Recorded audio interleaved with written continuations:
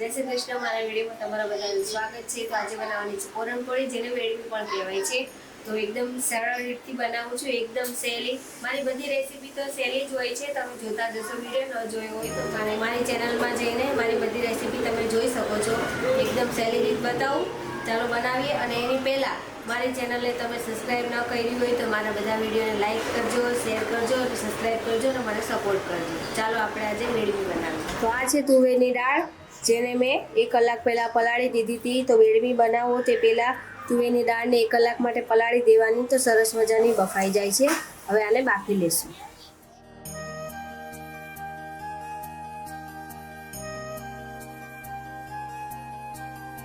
દાળ કુકરમાં નાખી દીધી છે. હવે એને પાણી નાખવાનું છે. બસ આટલું જ પાણી નાખવાનું છે, એકદમ ઓછું પાણી. જે રેગ્યુલર આપણે દાળ ભાતમાં દાળ બાફીએ છીએ એમાં વધારે હોય છે, પણ આમાં થોડુંક જ પાણી નાખીને બાફી દેવાની છે.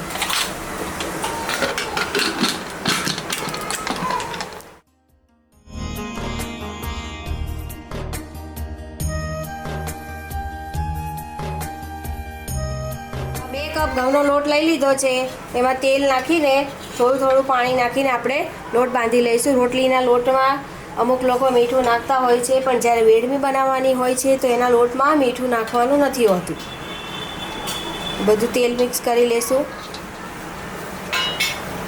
અને રોટલીનો લોટ જે બાંધીએ છીએ એના કરતાં પણ એકદમ સોફ્ટ લોટ બાંધવાનો છે.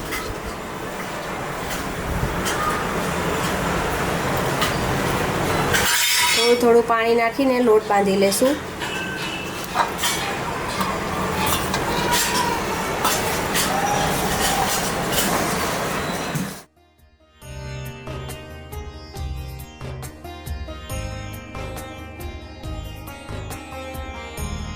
તો આપણો લોટ બંધાઈને રેડી થઈ ગયો છે. હવે એમાં ઉપર થોડું તેલ લગાવી દઈશું, એટલે એકદમ સોફ્ટ રહે લોટ અને સુકાય નહીં.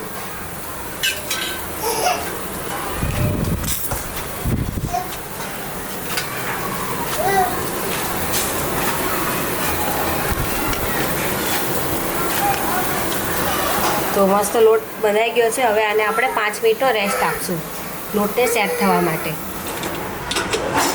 તો 5 થી 7 મિનિટ થઈ છે અને આપણી દાળ બફાઈને એકદમ રેડી થઈ ગઈ છે. હવે આનું આપણે પોરણ બનાવવાનું છે.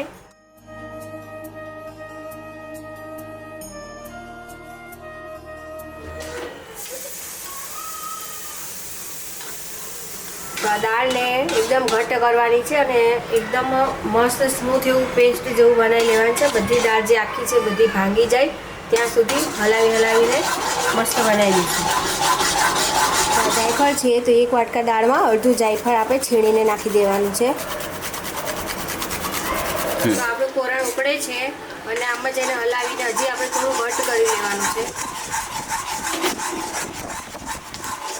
તો તમે જોઈ શકો છો આપણું મિશ્રણ એકદમ ઘટ્ટ થઈ ગયું છે. તો આ સ્ટેજ ઉપર આપણે નાખી દઈએ 1 વાટકો દાળ લીધી છે એટલે આપણે નાખી દેવાની છે 1 વાટકો ખાંડ.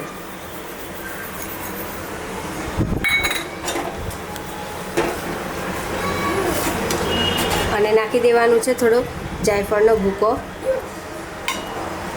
ખાંડ નાખી છે એટલે મિશ્રણ પાછું થોડું પતલું થઈ જશે અને પાછું આપણે એને ઘટ્ટ કરી લેવાનું.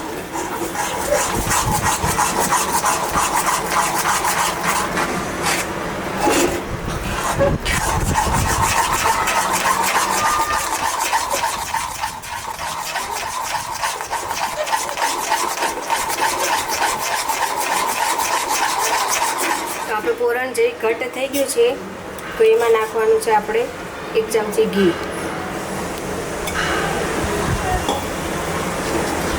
હવે મિક્સ કરી લઈશું. અને આ પોરણ તમે ગોળથી પણ બનાવી શકો છો, પણ અમને ખાંડમાં જ વધારે પસંદ છે તો અમે ખાંડમાં જ બનાવીએ છીએ.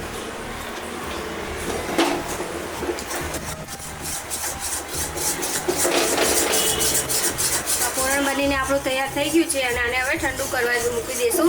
તો ઠંડુ થાય પછી જ આપણે એની વેડમી બનાવવાની છે. તો ઠંડુ કરવા માટે એને અલગ ડીશમાં કાઢી લઈશું.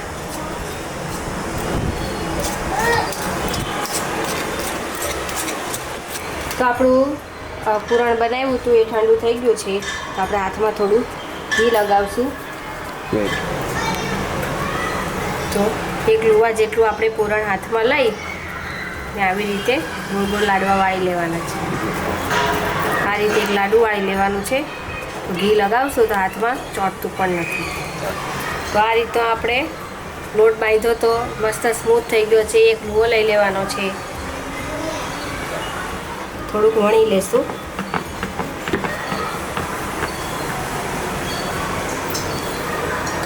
હવે આમાં પોરણ મૂકી દઈશું.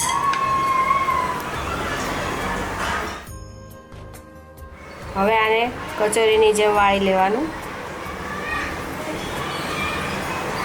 ઉપર જે વધારાનો લોટ હોય તે કાઢી લેવાનો અને કોઈ પણ જગ્યાએ ખુલ્લું ન રહે એ રીતે ફોલ્ડ કરી દેવાનું અને આ રીતે ધીરે ધીરે બધે પૂરણ ફેલાઈ જાય એ રીતે થોડું થોડું પ્રેસ કરી દેવાનું.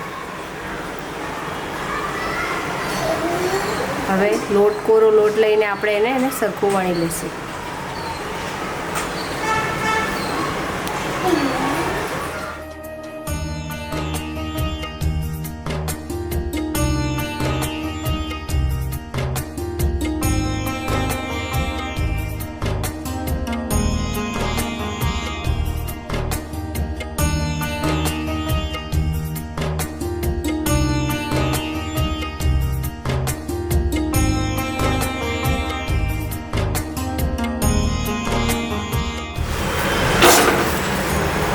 એક બાજુ થોડું થોડું શેકાઈ જાય પછી એને ફેરવી લેવાનું છે. બે બાજુથી કાચું કાચું શેકાઈ જાય ને પછી જેમાં ઘી કે તેલ એડ કરશું.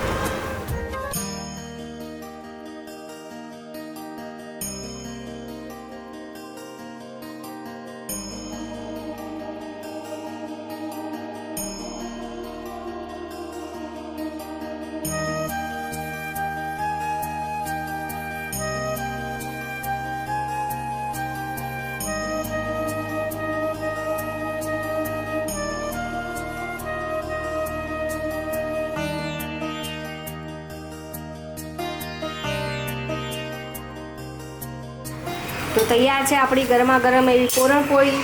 ઉપરથી પણ આપણે થોડું ઘી લગાવી દઈશું કેમ કે પૂરણપોળી ઘી વગર તો અધૂરી જ છે. તો ચાલો